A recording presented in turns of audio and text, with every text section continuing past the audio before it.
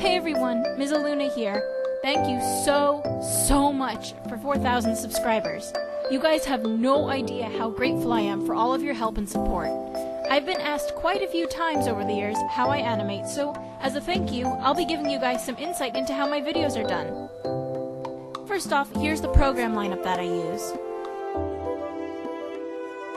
Now, the very first thing I do when it comes to animating is I make a storyboard.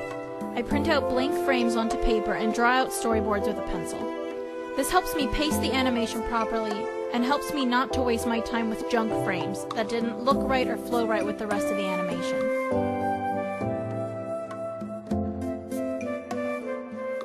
After I scan them in and put them onto Sony Vegas with the audio, I start sketch frames in Paint Tool SI using a bright color like blue or red. Sketch frames help me check the integrity of the animation and how smooth and well it works.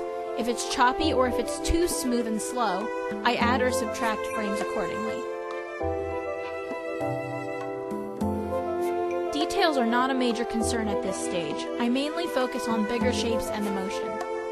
Once the sketch frames are done, I start the line art on the vector layer in SI. The line art is where I add all the details and correct any wonkiness that I ignored in the sketch stage. However, I do let some wonkiness stay, especially when it comes to facial expressions. The problem I see with a lot of amateur anime animations, is that the faces are too perfect. What I mean by this is no matter how they move at any angle, they always look perfect. The problem with this is it's just not realistic. You know how sometimes people will take candid photos where you end up making a stupid face or just looking really off? That's how frozen moments in time work, and that is basically what animation frames are. So if you keep the face perfect at all times, it ends up looking actually quite stiff. So you're probably wondering, well, what if someone picks out this strange face and goes,